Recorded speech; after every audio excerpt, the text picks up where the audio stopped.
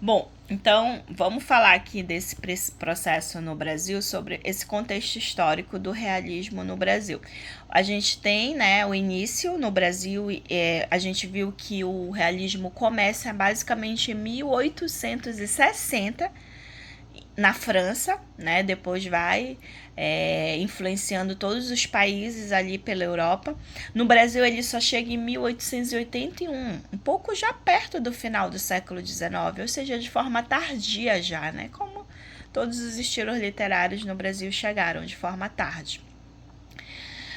A partir de 1881, com a publicação de Memórias Póstumas de Brás Cuba, romance realista do Machado de Assis, com a publicação de também O Mulato, que foi do Aloísio de Azevedo, né? O romance do Aloísio de Azevedo, que vai marcar a obra naturalista. Depois eu vou falar um pouquinho do naturalismo, que é uma das esferas do realismo, tem as suas características próprias, mas também ele é mais profundo, ele tem características que levam uma base realista, mas de uma outra forma, tá? Mas a gente vai ver depois. Então, a partir da segunda metade do século XIX, a sociedade brasileira sofreu grandes transformações. De sociedade agrária, latifundiária, escravocrata, aristocrata, ela passou a ser uma civilização burguesa e urbana, assim, do dia para a noite. A sociedade brasileira se transformou. Saiu do campo para a cidade, saiu do trabalho escravo para o trabalho assalariado, não dos escravos, não dos ex-escravos, né? Não dos negros, mas de imigrantes que vieram de outros países da Europa, principalmente da Itália, para trabalhar como mão de obra nas lavouras do Brasil, de café, né, de outras plantações, tanto uma parte no Sudeste quanto principalmente no Sul do Brasil. A mão de obra escrava aos poucos foi substituída pelos imigrantes assalariados que vinham trabalhar na lavoura cafeeira.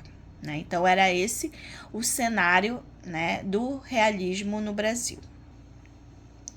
Dando continuidade, né, a década de 1880 corresponde ao período de intensificação da campanha abolicionista, né, ou seja, pessoas que eram contra a escravidão e que pretendiam que os escravos fossem libertos, que culminou com a Lei Áurea de 1888, né, e ao período da Guerra do Paraguai, né, e ao período da decadência da monarquia e estabelecimento da república no Brasil, a queda de Dom Pedro II e a ascensão da forma presidencial, né, desde o primeiro presidente, Deodoro da Fonseca, e depois todos os que vieram em sequência. Foi em plena época realista que ocorreu a fundação da Academia Brasileira de Letras, em 1897, né? E um processo que pode ser chamado de oficialização da literatura enquanto área de conhecimento, enquanto disciplina, como a gente está estudando agora, ou seja, a literatura enquanto algo que poderia ser pensado e estudado, tá?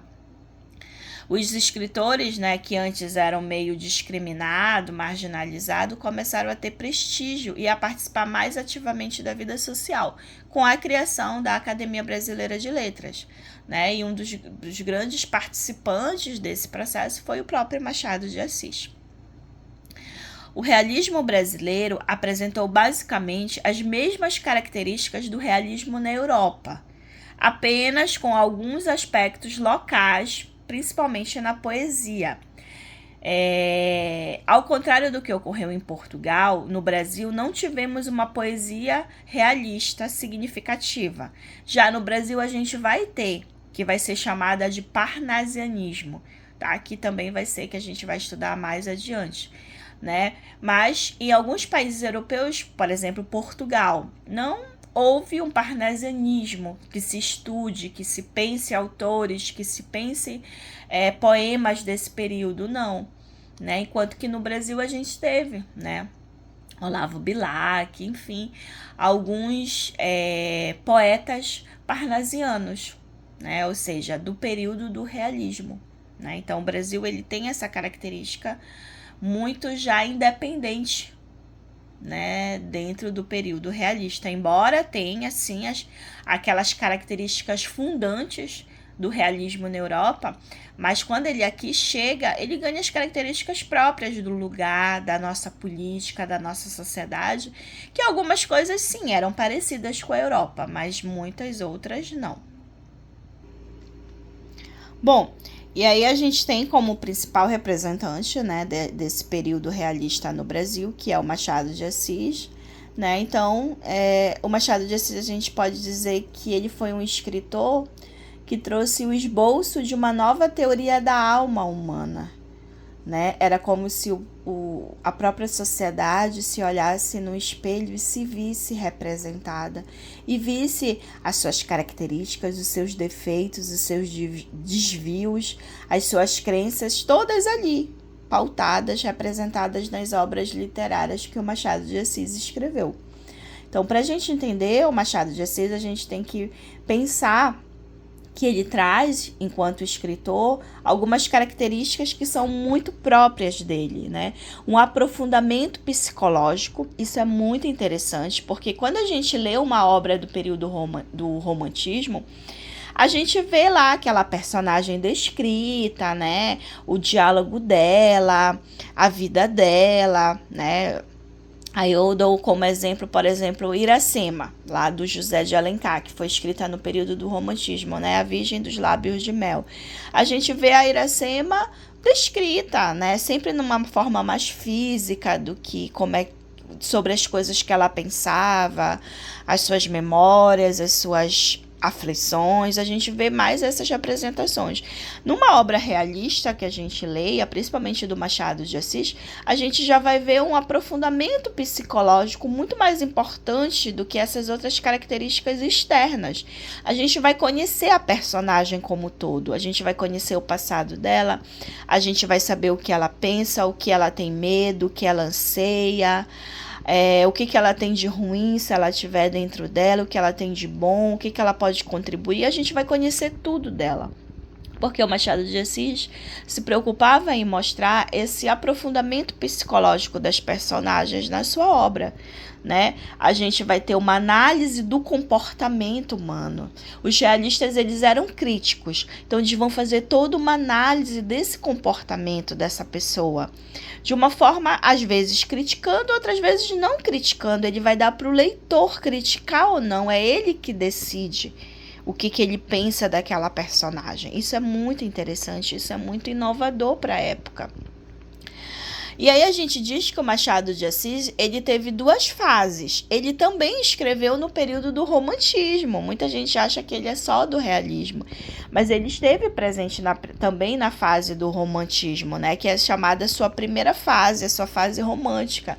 E as obras que foram escritas nesse período, né, da fase romântica dele, a gente tem a obra Ressurreição, A Mão e a Luva, Helena, e aí a Garcia, são as obras do Machado de Assis dentro desse período. E se a gente for pegar uma obra dessa e uma realista e comparar, a gente vai ver uma certa mudança.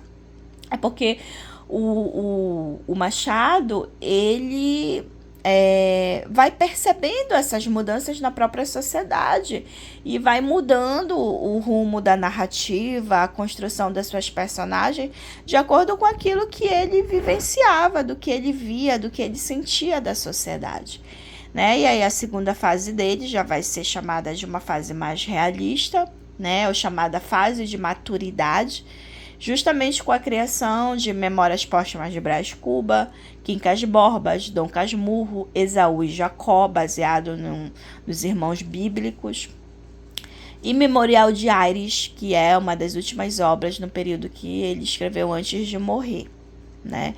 Ou seja, né, o Machado de Assis com duas fases totalmente distintas uma da outra, tá? Que é importante a gente conhecer também.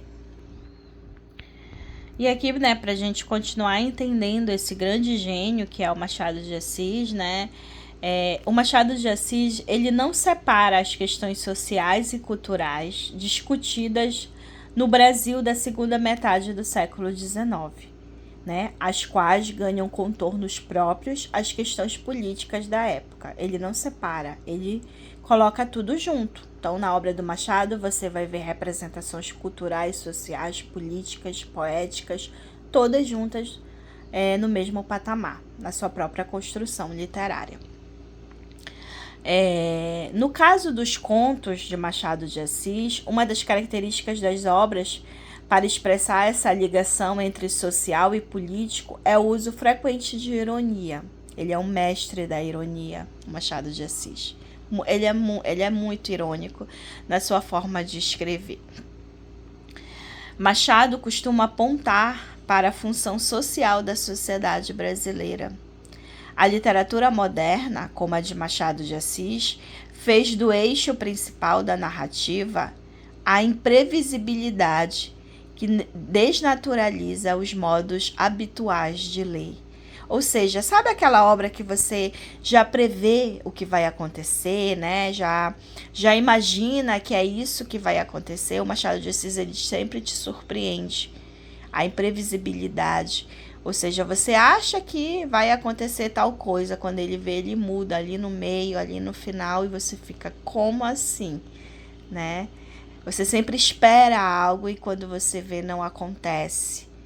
Né? Porque a gente está acostumada, a gente estava acostumado no romantismo ao chamado Felizes para Sempre no final, e aí vem o realismo e quebra totalmente essa expectativa. Né? Vai ter obra super triste que vai acabar com finais trágicos, e é isso. É essa a proposta do realismo.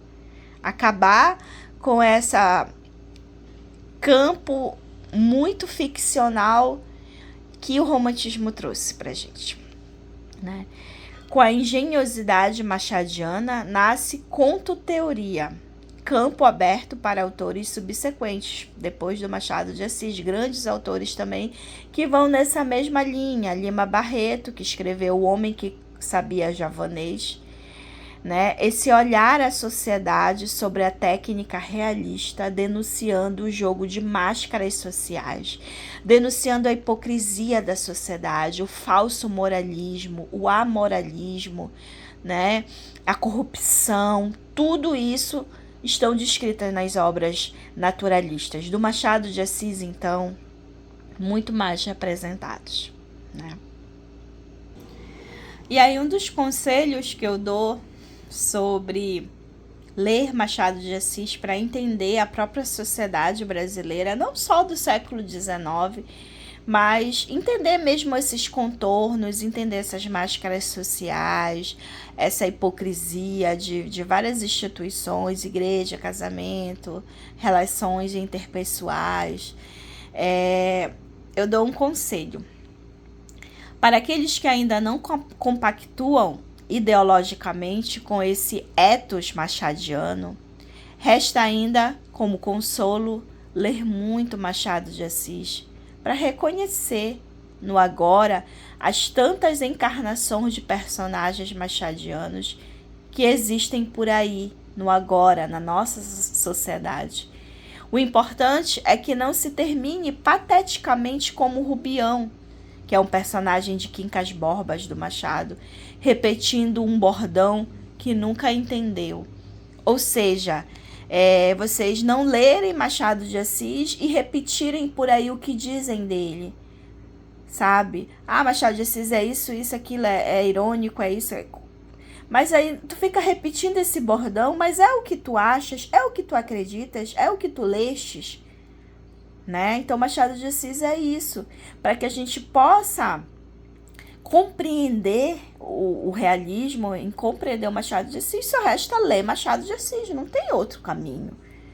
Não, é importante você falar com a obra dele, não sobre ela. E você só vai compreender tudo isso que eu estou lendo para vocês, que eu estou também refletindo junto, dentro desse material que eu compilei. A gente só vai entender se a gente ler o Machado de Assis. A gente não pode se contentar com o que as pessoas falam sobre ele e a gente, mas Dom Casmurro fala disso, tem a Capitu, e aí fica aquela velha crise, ela traiu, não traiu o Bentinho, tem gente que diz que sim, tem gente que não. Mas e você? Você tem que ler para que você também diga que você pensa sobre isso, né? E não ficar escondido atrás do que resumos, do que pessoas falam, do que trechos de livros, tá? É importante que você fale com a obra e você só vai falar com ela quando você lê lá, certo? E aí a gente chega numa fase muito importante para a gente perceber sobre realismo e naturalismo. É importante a gente entender que o naturalismo, ele é uma forma de realismo, tá? Ele é um tipo de realismo, o naturalismo. Então, é por isso que eu posso afirmar que todo autor naturalista é um autor realista, já que o naturalismo nasce do realismo. Agora, o contrário eu não posso afirmar. Nem todo autor realista foi naturalista. Então, tem obras que são basicamente puro realismo e tem obras que são um desdobramento desse realismo, que é o naturalismo, tá? Então, a corrente do realismo, ele vê o homem em seu viés psicológico, social, comportamental também, né? Enquanto que os naturalistas, eles já vêm para além, né? Eles veem o homem sobre o caráter biológico e determinista também. O realismo e o naturalismo optam pela descrição objetiva dos problemas como meio de denúncia da realidade. Os realistas muito mais no campo mais social. Os naturalistas, além desse campo social, o campo biológico também. Os realistas naturalistas, eles procuram seguir o princípio da justiça ou da imparcialidade da arte, né? Então, eles têm esses critérios como tema que orienta as suas narrativas. E aí a gente tem como principais autores do realismo, naturalismo no Brasil, Aloysio de Azevedo, que é um dos mais conhecidos, autor de uma grande obra chamada O Cortiço, o Raul Pompeia, o Adolfo Caminha e o Inglês de Souza. O Inglês de Souza é importante a gente pensar, porque o Inglês de Souza é paraense como nós, da cidade de Óbidos, né? O Inglês de Souza contribuiu também com grandes obras dessa fase do realismo do século XIX. Na verdade, ele era naturalista, né? Ou seja, ele era realista, mas de uma parte mais específica, que é o naturalismo, tá? Então, é importante esses autores que contribuíram dentro do Brasil nesse movimento chamado realismo, naturalismo, ou só de naturalismo, porque quando a gente só chama naturalismo, já subentende-se que é realismo também, já que o naturalismo não surgiu do nada sozinho, ele surgiu a partir dos realistas, né? Foram realistas que quiseram caminhar mais profundamente e encontraram o naturalismo, tá? Deram-se esse nome.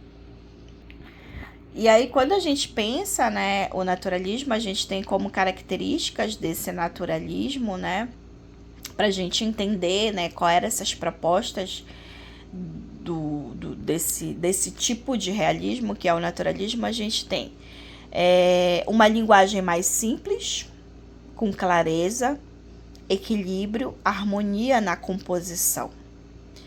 Preocupação com as minúcias, com os detalhes, né?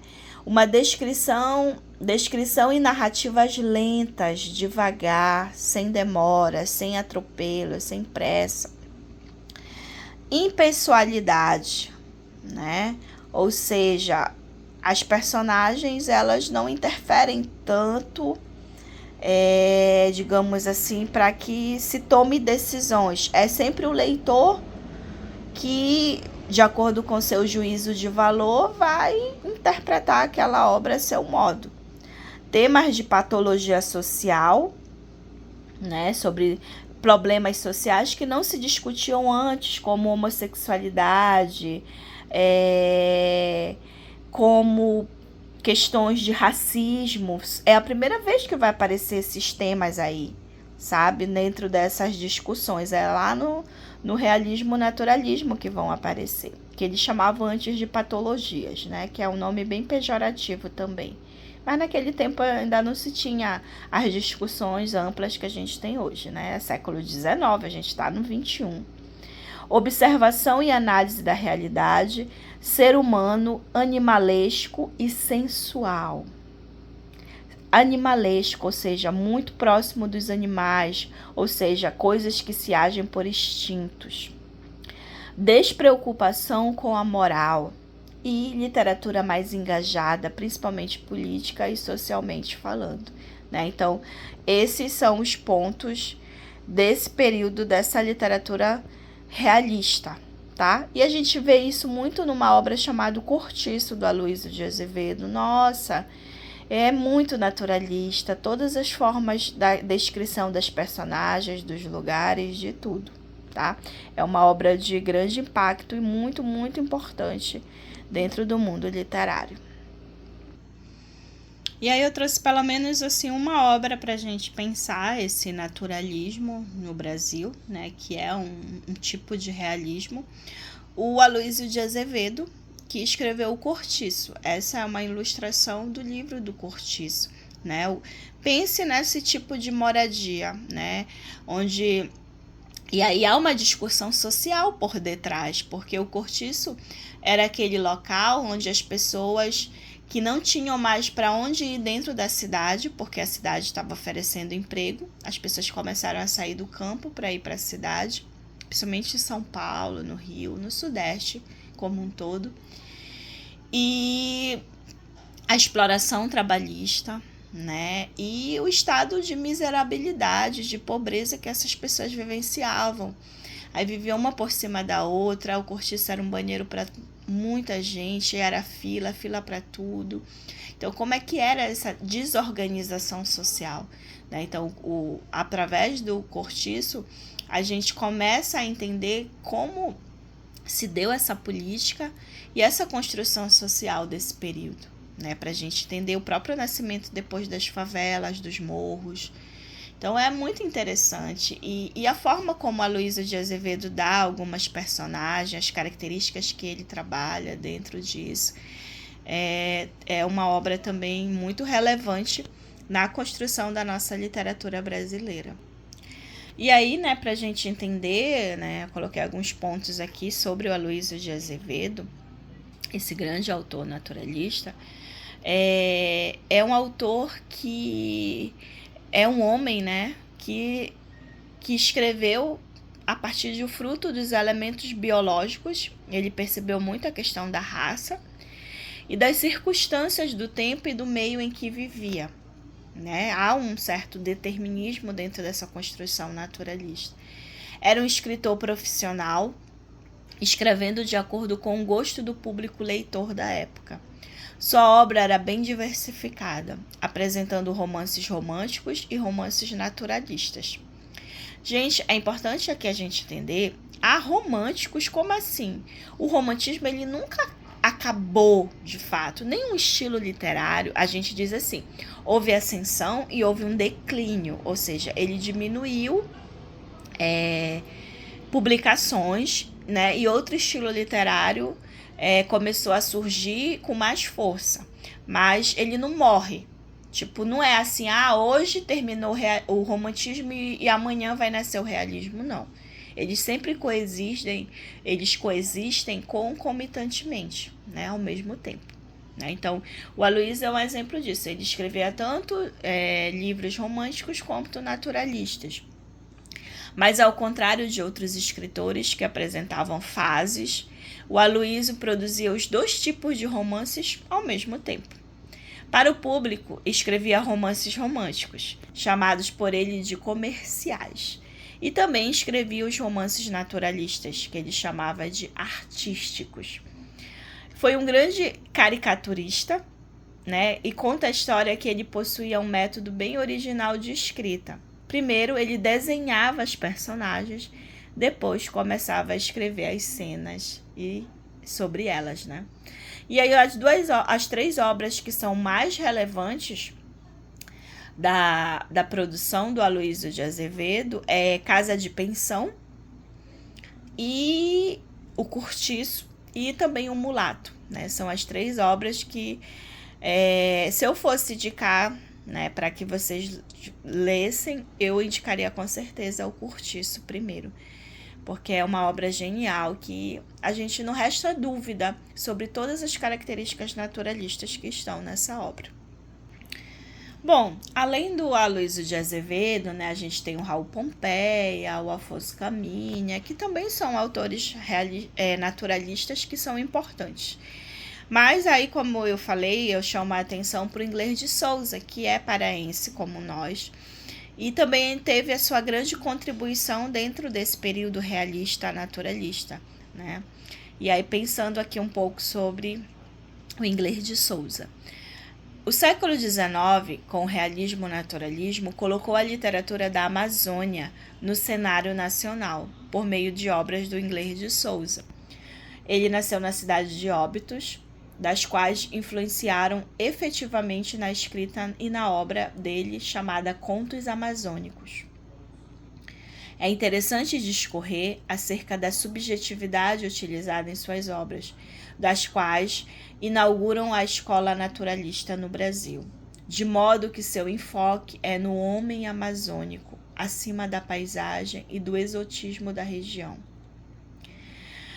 A pretensa contribuição de Inglês de Souza deixa espaço para saudar a beleza da floresta e destacar as virtudes dos cabanos, que produziram, trabalharam, vivenciaram acontecimentos históricos nacionais dentro dos espaços amazônicos. É uma obra que tem misticismo, é uma obra que tem religiosidade, que tem história, que tem análise social, política. É muito interessante as obras do Inglês de Souza. Eu gosto muito desse Contos Amazônicos, porque são vários contos e cada conto tem uma característica, um tema principal do naturalismo ali expressa, ali trabalhada, né? E dentro disso, claro, do realismo como um todo.